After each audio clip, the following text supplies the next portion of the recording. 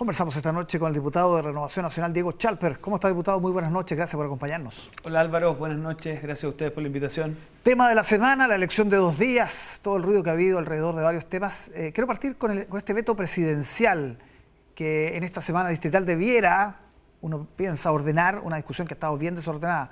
¿Qué espera usted de ese veto? Bueno, yo primero no puedo dejar de decir que para mí ha sido una sorpresa el que porque yo podía esperar esta deriva antidemocrática por parte del Partido Comunista, que uno sabe tiene una vinculación bastante instrumental con la democracia. Pero para mí escuchar a alguien como el senador Insulza tratar de argumentar algo como que los migrantes no tenían que estar obligados a pagar una multa y por lo tanto íbamos a tener un voto obligatorio muy curioso, que es una obligación sin sanción, ¿se fija? Para mí ha sido muy decepcionante porque al final acá de lo que se trata es que Chile custodie dos cosas que son básicas, Álvaro, que es que usted antes de las elecciones no cambia las reglas del juego. Porque los países que terminan como en la deriva bolivariana son aquellos que antes de las elecciones siempre la pregunta es cuáles van a ser las reglas del juego que van a regir para esas elecciones. Y lo segundo que encuentro más grave es que tanto en la Cámara como el Senado, el oficialismo en su inmensa mayoría haya estado dispuesta a apoyar un voto obligatorio sin multa por razones puramente de calculadora electoral. Y eso lo encuentro preocupante porque habla de una especie de tufillo antidemocrático que no le habíamos visto al oficialismo y que nosotros como oposición queremos ser súper claros. Cualquier paso más en esa dirección da cuenta de un camino del gobierno que nos parece extremadamente preocupante. Ahora, decían que era muy cara la multa, 200.000 pesos, que la quieren bajar.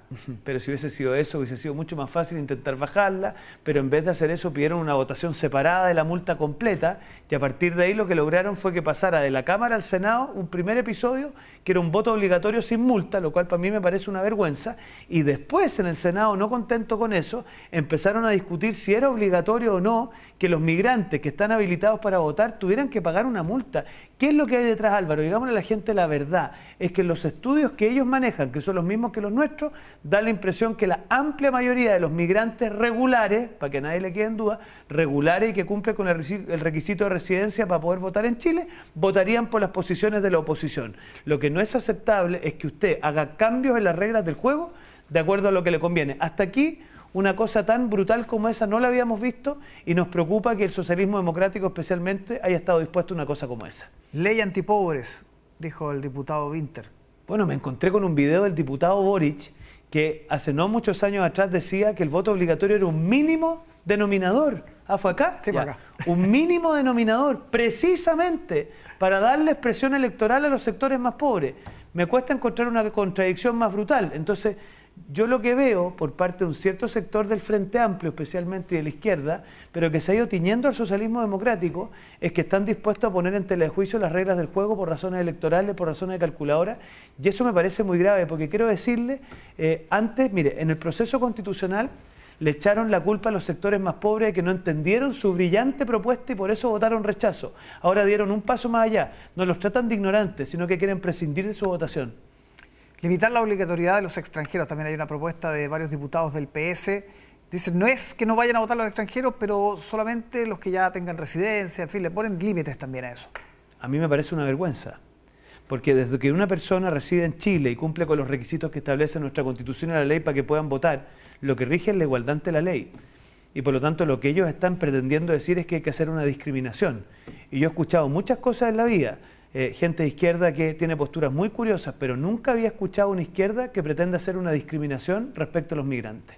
Hablemos de las tarifas eléctricas, fueron a la moneda, ¿no? Fuimos a la moneda. De establecer, porque ha habido un subsidio, se anunció un subsidio, hay también durante estos días ya se vence el plazo para postular, pero varios sectores, incluso del oficialismo, dicen que no ha sido suficiente. ¿Qué pidieron?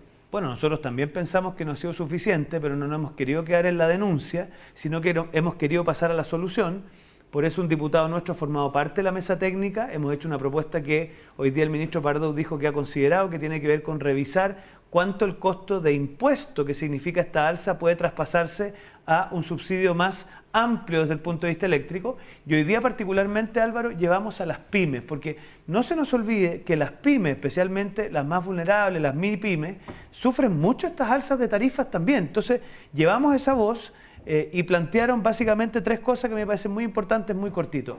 La primera es que incorporemos la lógica del FOGAPE como un mecanismo ya sea para paliar esa alza como también para poder financiar un eventual tránsito hacia otro tipo de mecanismos eléctricos que permitan apalear la deuda. Lo segundo es estudiar el tema de las horas punta. Hay ciertos segmentos de las pymes que sufren mucho las horas punta. Piense usted en los segmentos gastronómicos y otros servicios. Y lo tercero y muy importante es cómo vemos si es posible estudiar algún tipo de lógica tarifaria especial para ciertas MIPYMES, especialmente, por ejemplo, el mundo agrícola, que concentra su actividad en ciertos meses del año, bueno, ver si es posible. Y hemos encontrado una buena recepción, pero como se lo dijimos al ministro y lo hago público, ministro, no nos bastan las buenas intenciones, aquí de lo que se trata es que le den respuesta a las pymes y que le den respuesta especialmente a aquellos segmentos que no le bastan las buenas intenciones, sino que lo que quieren son soluciones. Hay muchas críticas al ministro Pardo por no contar la firme en buen chileno, no contar completamente la historia, han dicho algunos parlamentarios, incluso del oficialismo, en términos de que omitió algunos datos. Muchos se sorprendieron, por ejemplo, de este 7,2% que ya apareció en junio, que al parecer no lo planteó al menos con esa claridad, dicen algunos diputados. ¿Cómo ha sido el desempeño del ministro Pardo en este tarifazo en general? Bueno, para nuestra opinión, el ministro Pardo básicamente no fue el todo honesto que hubiéramos querido en la tramitación de la ley.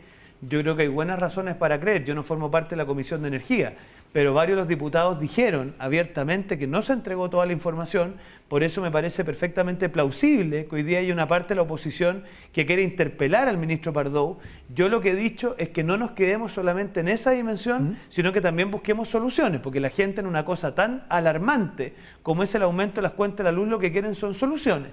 Y por lo tanto yo creo que son dos derroteros que corren por cuerdas separadas, pero que son importantes los dos, y yo entiendo que el diputado Calisto del Partido Demócrata va a ser el que va a interpelar eventualmente al ministro Pardo, que lo estamos viendo ahí en pantalla, y bueno, que él dé las explicaciones y las respuestas que tiene que dar. ¿Pero usted está por interpelarlo o tal vez subir el tono después de eso? Mire, yo creo que una parte de la oposición, especialmente la diputada Joana Pérez, el diputado Calisto, han sido especialmente enfáticos en esto porque ellos, especialmente la diputada Pérez, que participó de la tramitación, se siente básicamente engañada por el ministro. Y creo que alguien que se siente engañado tiene todo el derecho y toda la posibilidad de exigir respuestas, así que al menos entiendo, la inmensa mayoría de los parlamentarios la van a apoyar en eso.